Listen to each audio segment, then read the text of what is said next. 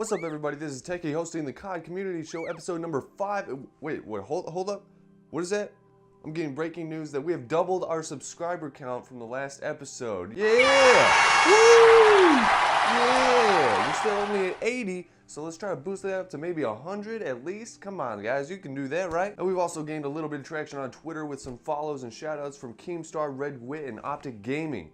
And this is all thanks to you guys, so let's keep up the great work. And if there's a bit of a crazy look in my eye right now, that's because there's been so much news this week that I'm really just pumped to get into it. And don't forget, if you want to skip to a certain section of the video, just click on one of those icons down below if you're on PC to skip to any section that you want to go to. MLG, entertainment, drama, news, opinion, episodes, whatever.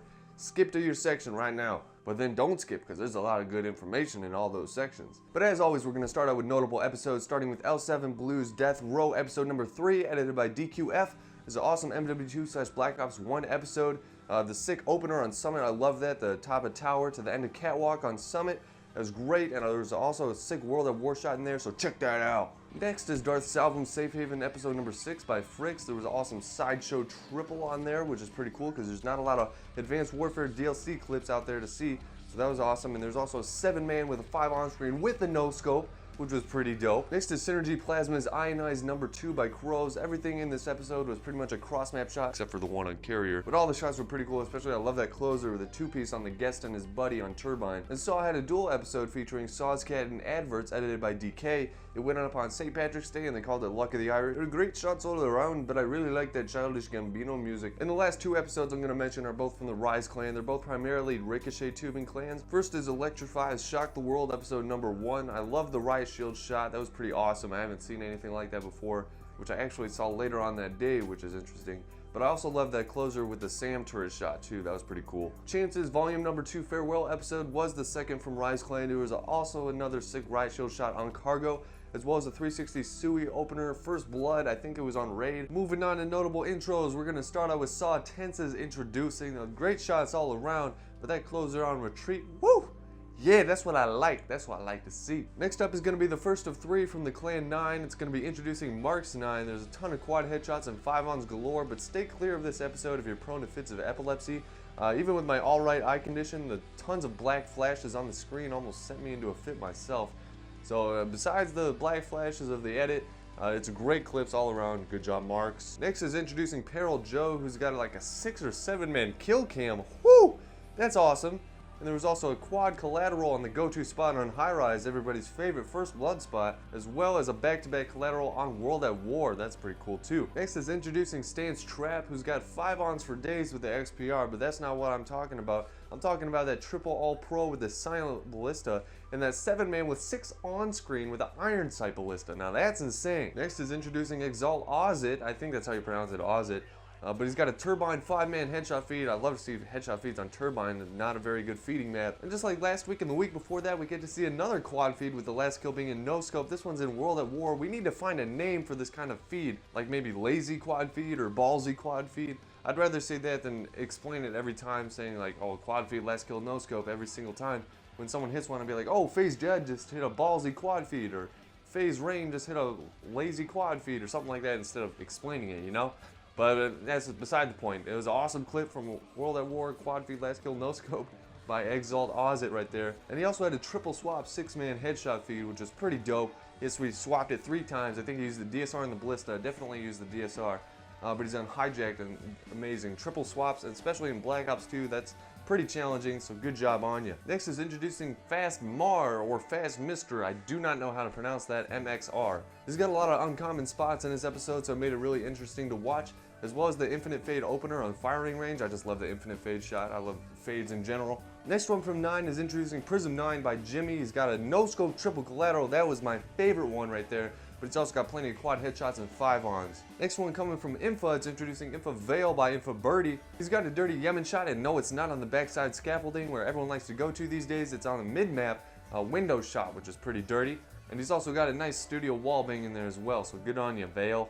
Next is introducing Obey Forms, and this guy, he gets head, man. He gets head. The first 4 or 5 clips are all quad headshots, and I swear at least half of the clips are quad headshot feeds, if not 5-man headshot feeds. Next is introducing FaZe Iced, and this guy's a knifer and he's in FaZe. This is great to see the variety in FaZe coming around A Knifer in FaZe is awesome, awesome. He had some clips from last week's episode in our editing section, but now he's in the introducing section for FaZe. Great on you. He got a quad kill cam on Summit that was really dirty, as well as a 6 on screen on Ghost, which is pretty sweet for a Knifer to get a 6-man. And last but not least is going to come from 9 as well. It's introducing Jigs 9 from Coins, and it's got a lot of quad headshot feeds as well as a triple all pro in there. Triple all pros are always great. Quad heads are good. Good on you, Jigs. Next up is Teamtages, and there's been so many Teamtages this last week. I mean, the last few episodes there's been like maybe 2 or 3 Teamtages, but this week is just, it was the week for Teamtages. There were so many amazing ones too. We're gonna start off with Diverse's 20,000 subscriber Teamtage, and that was pretty awesome. There was a sick out of the map on Terminal that I really enjoyed. There was also a across the map Tomahawk on Carrier, and then there was this crazy like what the fuck out of arcade shot. I mean, the distance was insane. It was probably 2 maps put together. That distance, I mean, they look like little ants from so far away, but that wasn't a crazy shot, so check that out. Raw had their multi-COD Teamtage number 18. A lot of the older Call of Duty, so it was nice to see some of those getting some love. And there were some great triple all pros, and I think there was a few 7-mans in there as well. Orbit had their 25,000 subscriber Teamtage this week. They had a quad collateral on Ghost, some nice resistance out of the map shots, a swap quad headshot on Raid, that was dirty.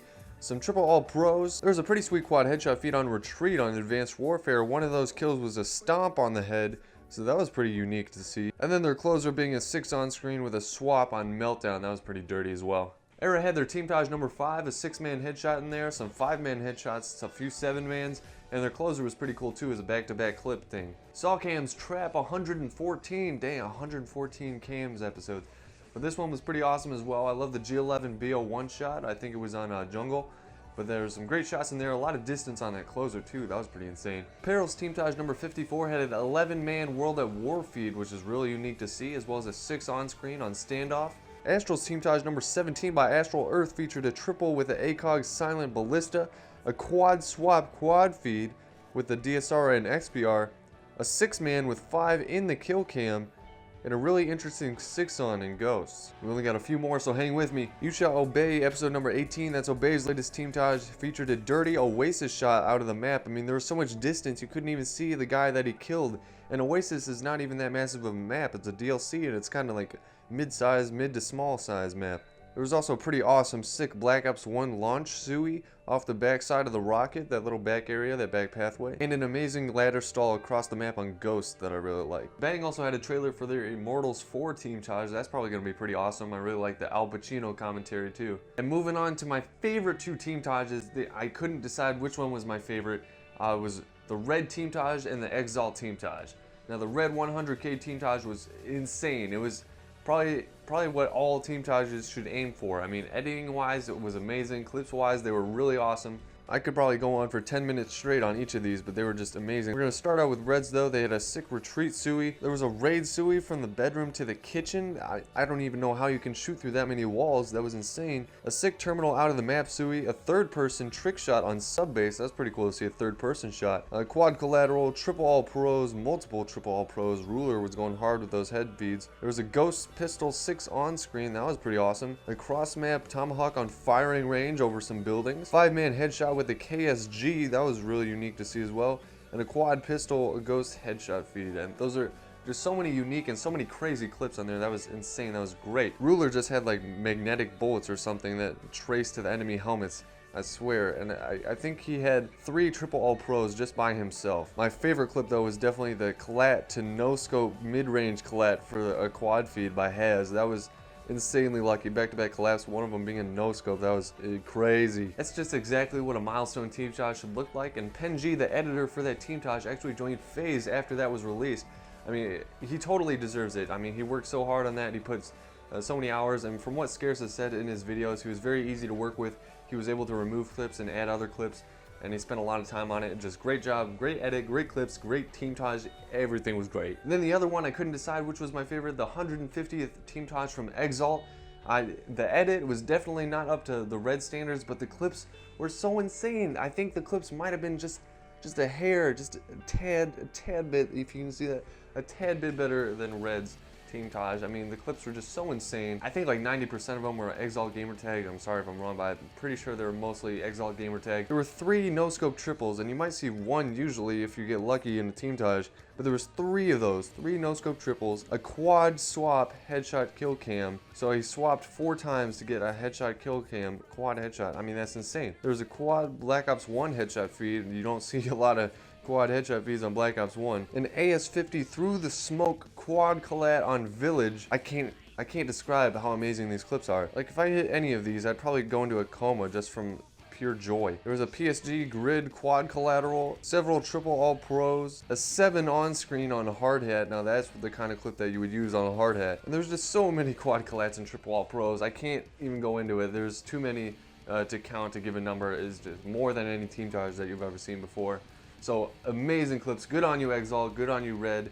Both of my favorite Teamtages of the week, and probably my favorites just of all time right now, at least. Now we're going to get into the top clips of this past week. Definitely a lot. There's always a lot of good clips this week, so let's get right into it. First off, from the top 5 plays, week number 70 from Overpowered. They had a 6-man throwing knife to C4 on Infected, so he threw that throwing knife and got 6 of them. Even though it's on Infected, that's still an amazing clip. There was a nice 8-man feed with a 7 on screen with the Peacekeeper on Nuketown. That's great. Some of you might be complaining like, oh, it's a red gun. Why is that even considered an amazing clip? Well, because it's a 7 on screen. No matter what weapon you use at that point, if you use the C4, I'd still put that in as an amazing clip. You got 7 people with it. Next up from Carnage Clan's top 5, week number 16, the number 1 spot was a quad collateral in the most random spot you could think of on Comeback.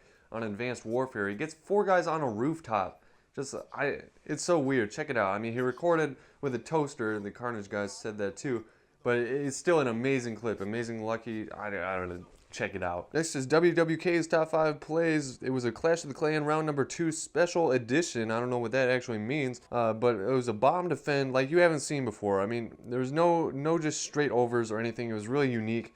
Definitely deserving of a top spot, even if it was a bomb defend, you know. And there were some other great ricochets in that top 5 as well, so check those out if you like your RT shots. Red's clip of the week, episode number 11, featured a wallbang Sui on Raid. That was the one in the Teamtage. That was from the bedroom to the kitchen. That was just so crazy. And then Super also had a nice 6 on screen on Mirage. You don't see a whole lot of Mirage feed. You don't see a whole lot of DLC feeds, probably apart from Hydro and Black Ops 2, so that was great to see. Dare's clip of the week had a 6 studio from Castle.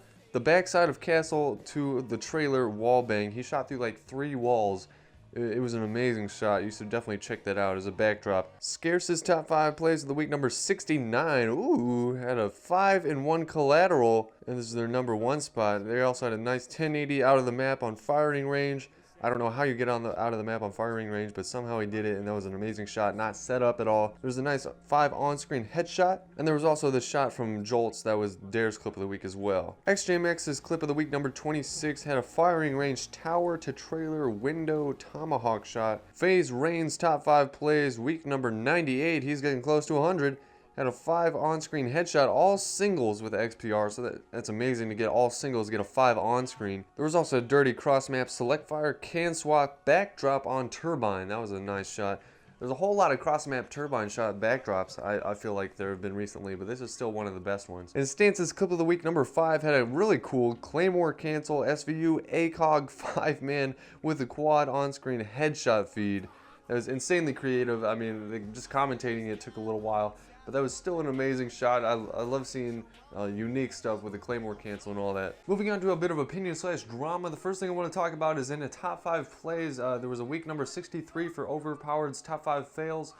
Their number 1 spot featured a couple guys like wall breaching and getting into walls and outside of the map. And just killing people on the inside of the map. This is something that I think Sledgehammer really needs to take care of. I mean, glitching is one thing. I used to be a huge glitcher. I love to find these things or just search YouTube tutorials, and I would love to just like try all these glitches out. But then using them in a public match and just killing people and cheating, basically, that's essentially what it is just extremely annoying. It really discourages me to play the game whenever that happens. I instantly rage quit, and I'm sure that's not what Sledgehammer wants, so I really think they should get on that as soon as possible with their next patch, their next update, hopefully before the next DLC comes out. We just need to stop these cheaters, you know what I'm saying? Stop the cheating. Stop the cheating, cheaters. Michael Condrey also tweeted at Drifter what classic Call of Duty weapons he'd like to see back in the present day Call of Duty. Now this would be pretty awesome to see some classic guns re-implemented in the Advanced Warfare game. T. Martin actually created a poll of a ton of different weapons to choose from, so I'd recommend go choosing that out because it's got thousands of supporters already, so I'm sure Sledgehammer will take notice of it. Right now the Intervention is at the top of the poll as the most wanted gun to bring back, but I really doubt they're going to bring back a sniper. I'm pretty sure it's going to be a submachine gun or an assault rifle of some sort. Personally, I'd like to see the UMP or the UMP come back from MW2. That thing was so OP in that game, especially silenced. It was like a death machine, but if they could bring it back in Advanced Warfare, maybe balance it out a little bit, I'd really love to use that gun. And Keemstar, the most entertaining person for drama in the Call of Duty community as well as gaming in general, has gotten a YouTube award, which he definitely deserves. But it got mailed to one of the Freedom Partners' house. Freedom is the network that owns the channel that he works with. But the Freedom Partner received his YouTube award and was holding the channel ransom. The person from Freedom actually privated all of Keemstar's videos, all the Drama Alert videos, and then made public videos of his daughter, which is pretty scummy. You can see how low and how just terrible this person is from Freedom. It really makes me second guess. I thought Freedom was a great network to work with. But if this kind of thing happens, I'm not really sure about him anymore. But as of filming, it seems to have worked out. Keemstar has gotten control of his channel again. Hopefully he got his award too. I really hope that worked out. But then also with Keemstar, he's going to be passing on the torch for possibly a new host. Maybe someone might be taking over Drama Alert. He's going to announce it tomorrow on Friday, March 20th. Or at least more information about it. He's been offered several jobs, one of them being just gaming news for a certain company. I'm not sure, but there's also been another network offering him a spot on their team, that a really prestigious network that works with like Rocket Jump and like a bunch of other famous YouTubers. I can't really see anyone filling in the Keemstar Drama Alert shoes. The information he gives out is not always like super credible or super informative, but he's always entertaining. He always makes it entertaining. It's always fun to watch. I always love to click on his videos just because he's a great entertainer, the way he presents his information, whatever it may be. So whatever you do, good luck to you, Keemstar. Moving on to general news, we have Todd Alderman joining back Infinity Ward. He's going to be the multiplayer project director. He was the lead designer for MW2, so this shows some insight to possibly the first steps in the remake or remastering of MW2 for 2016 when it's Infinity Ward's turn to pump out the next Call of Duty. I mean, there's been huge support with the petition. There's been a lot of talks about it. Everyone's pumped for a MW2 remake or remaster. So this would be great. This is awesome news to hear. He's been great with MW2, and it was definitely one of the more popular Call of Duties, and definitely kind of is now with its kind of revival, rebirth, with the petition and all the YouTubers playing it. And it's been announced for Xbox that the next DLC, Ascendance, is going to be released on March 31st. Now this is pretty sweet. We're going to get 4 new multiplayer maps, another zombies map, as well as a new Exo ability, Exo Grapple, if you haven't heard about it. If you played the single player at all, then you've gotten a little bit of a chance to experience it. It's a grappling hook that you can like use to get to ledges faster, vantage points quicker. It's alright. I mean, I think there could have been some other Exo abilities that might have been cooler. But we'll see. They're going to make a whole playlist just for that in the multiplayer. So we're going to go over the 4 multiplayer maps real quick. The first one is going to be Perplex. It's a Sydney 5-story apartment complex with construction drones that will move the apartments around during the middle of the game. And there's going to be like a map unique kill streak or a map unique element that's going to change the environment a little bit to each of these maps. Well, I like this one where the apartments move around. That's pretty cool. The next one though is Site 244. It's going to be an alien crash site at Mount Rushmore, with a map-based alien spore kill streak that will enhance your perks and your exo abilities. Now this one, this sounds pretty crazy. It sounds like someone was on something when they thought about this map. Like, dude, let's, there's aliens. Everyone loves aliens, right? So let's do some aliens. And, where's it gonna be? Hey, dude, what about those big faces in the rocks? Mount Rushmore. What if aliens crash there, dude? That would be awesome. So it sounds like that kind of scenario might have gone down, but I don't know. It sounds fun. It sounds a little crazy, a little wacky. I like it. Good on you. The next one is going to be Climate. It's a circular biodome that sounds kind of like a small Nuketown type of map with rivers that become dangerous at times. So there's rivers inside of the map, and at certain points the rivers become raging or treacherous or dangerous, and they can kill you. Which is kind of cool, and it sounds, I mean, we only got a few screenshots, but it sounds like it might be a Nuketown type of map, so really fast-paced, really small. That'd be really awesome. And the last one is going to be Chop Shop, which is an industrial exosuit complex facility with a map-based score streak called Advanced Repulsion Turret. Now, I don't know, that kind of sounds a little bit lame, getting control of a turret. Maybe it's a turret that goes around the whole map kind of like the car, the tram car or whatever on Detroit. Now, getting control of a turret sounds a little boring. Maybe it's kind of like the turret on Detroit, but maybe you get to manually control it. I'm not really sure. Hopefully it turns out better than it sounds, though. It's probably my least favorite out of the 4 that have been announced. But what I'm really pumped for is Exo Zombies. Woo woo! Yeah, get some Exo Zombies going on, and they're bringing back Burger Town. That's from you MW2 fans. You know what Burger Town is. They're going to be playing on Burger Town the same 4 original characters, which is going to be pretty awesome. They're bringing back new zombies, though, new guns, and there's a new game mode called like Civilian Extraction Mode, where you're supposed to help fellow survivors escape. So I assume those are going to be like AI-controlled computers that you want to help get out of Burger Town, maybe into a helicopter or something. I'm really not sure what to expect from that kind of game mode, but it sounds cool that there's going to be an additional game mode besides just rounds survived and stuff like that. But the new zombie types sound pretty cool too. There's the Goliath and the Acid Dripper, and you get a picture. I'm not sure which is with. I assume the big buff one is the Goliath. I'm not sure which is the Acid Dripper. But they look pretty cool on the poster, but everything looks cool on the poster. You know, well, when we actually get to play it, hopefully the Acid Dripper isn't really annoying. Moving on though, up until tomorrow, March 20th, you'll be able to get the new gear drop, which is the Atlas Engineer exosuit and stuff. You can get that in regular supply drops up until tomorrow, March 20th. After that, you're going to only get them in advanced supply drops. So unless you want to pay or wait longer when you level up, then you're going to want to grind out right now to get that Atlas Engineer exosuit. It's not my favorite. It doesn't look all that cool. I mean, it kind of looks kind of boring, honestly, to me. But if you want it, better be grinding out. And hopefully you guys enjoyed your double EXP on St. Patty's Day. I know I didn't because I was working. Okay, I'm gonna quit it with the accent now. I know it's not that good. Moving on to entertainment, I recently subscribed to Bang Jam. I'm sure most of you know who he is, but if you don't, check him out. I mean, he's a funny guy. He does these public pranks that are Call of Duty related. There was one where he went and tried to recruit people posing as scarce in just like restaurants and malls or whatever. He tried to recruit people to Red as the best Call of Duty team out there. That was pretty funny because it's so awkward. No one even understands what he's talking about. There's also one that he tried to do where he told people to use code RAIN to save 10% on anything they were buying in a mall. And again, it's just really awkward fun because they're clueless. They have no idea what this kid is talking about. Half the words coming out of his mouth are just gibberish. They're like code RAIN, Teamtages, Red. Like they don't know what it is. But it's great awkward fun. Check him out. Only one DNA bomb this week. They got a nice DNA bomb on terrorist using the NA-45. What a terrible sniper. Check that out if you want. There is an insanely fast Moab though if you want to check that out. It's only 62 seconds long and he gets it on bootleg. This is just amazingly fast. I don't know how people do this. No life? No, just kidding. I'm making these videos. I'm calling you a no life? Just like last week, Saw posted their best RC shots that people have submitted from the last week. So it's week number 2 of the best RC shots from Saw's RC. So check that out if you want. There's awesome shots. Good luck to those people going for the Saw RC. And that's about all I got for entertainment in the Call of Duty community so far. So if you want to send me some entertaining videos that I missed, send them to me on Twitter at NerdTechie. That's just Nerd T-E-K-Y. Nerd is spelled with a 3, by the way. Moving on to MLG, let's get right into it. This coming from Tommy Esports. Great guy, by the way. You should check him out if you like MLG at all. He does great breakdowns, great reviews, great commentaries in general. So check him out. But coming from him, we got Optic Gaming and Millennium qualifying for the ESWC 2015. That's France's invitational of 8 teams.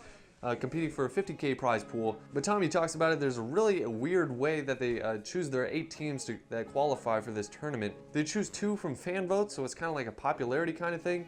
They also choose 2 from international team applications, so some of those big teams that are international teams, they got to submit an application. They pick 2 from there. There's also 2 from online to LAN tournaments. So there's like an online bracket that it moves up to a LAN. There's one in the US and one in France. And then there's 2 more that are just one online and one just LAN in Europe. So a very strange process in the way they choose the 8 teams. I mean, like Tommy said, they probably only choose these 8 teams because if they chose any more, it's so much more expensive because they're paying for all the accommodations for these 8 teams. So it kind of makes sense in that regard, but I think there's a lot better ways that they could choose 8 teams to come instead of like all these mix and match different ways to get in. But like I said, I got this information from Tommy Esports. Go check them. There's also 2 from online to LAN tournaments. So there's like an online bracket that it moves up to a LAN. There's one in the US and one in France. And then there's 2 more that are just one online and one just LAN in Europe. So a very strange process in the way they choose the 8 teams. I mean, like Tommy said, they probably only choose these 8 teams because if they chose any more, it's so much more expensive because they're paying for all the accommodations for these 8 teams. So it kind of makes sense in that regard, but I think there's a lot better ways that they could choose 8 teams to come instead of like all these mix and match different ways to get in. But like I said, I got this information from Tommy Esports. Go check him out. He does some awesome team breakdowns just before COD Champs is coming up. He did Optic Gaming and he also did TK. He's going to do more before COD Champs comes out, so check him out. He's a great guy. And as of recording, the standings for the Season 2 Pro League are as follows. Optic Gaming going 7-1. Yeah, baby. Justice is going 4-2. Denial going 4-2. Rise 4-2. Optic Nation 4-4. Elevate 4-4. AR 3-3. AR 3-3. FaZe Red 3-3. TK 3-3. Prophecy 2-6. Not doing too hot. TCM, they just got their spot and they are not having a great start. Going 1-3. I mean, a couple of their matches were against Optic Gaming and Optic Nation, but still, it was not a great start. And then Envy anchoring the bottom spot at number 12. But today being the 19th, that means there's only 8 days until COD Champs. Man, I'm pumped. I'm not going to be able to watch the whole thing, but here's my predictions for the top 3 teams. Number 1, Optic Gaming, of course. Was there any doubts I was going to pick Optic Gaming? Of course it's going to be Optic Gaming in number 1. Number 2, I'm going to say FaZe Red. They've been doing pretty high. They were the only team to beat Optic Gaming in one match during the Season 1 finals. But then number 3, I'm going to say Denial. I think they've been doing really good, very consistent. I think if all their players can play on their A game, then they have a great chance. They're definitely going to be way up there. Clayster's been doing awesome. I love watching Clayster. But those are my top 3. Optic Gaming, FaZe Red, Denial. That's how it's going down. Sorry, Europe. And last but not least, we got the editing section. There's been a lot of great edits this week, especially for the T10 5K contest. The first one is coming from Nikki HD, so you know it's good. It's Ashen Theory number 2, using some of Agony's clips. But it's amazing. It looks kind of like a movie almost. I mean, just the way, it's insane. Nikki is insane. Check that out, please. Oh, it's the misery.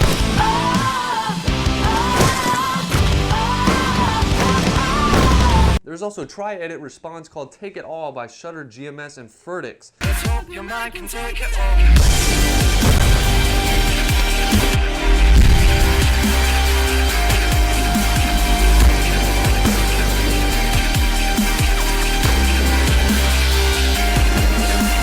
And last but not least is going to be Eternal from Panther.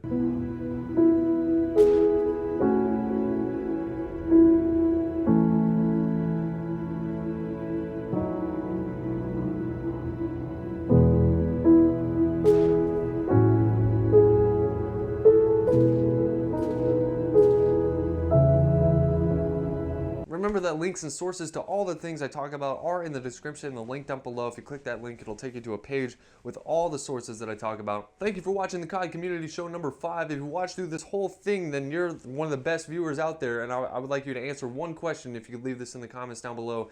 I know the videos are about 20 minutes a piece, so would you like a shorter video, like say Monday, Wednesday, Friday? If I put a video up Monday, Wednesday, and Friday, going over the news from the past couple of days instead of rounding up a whole week.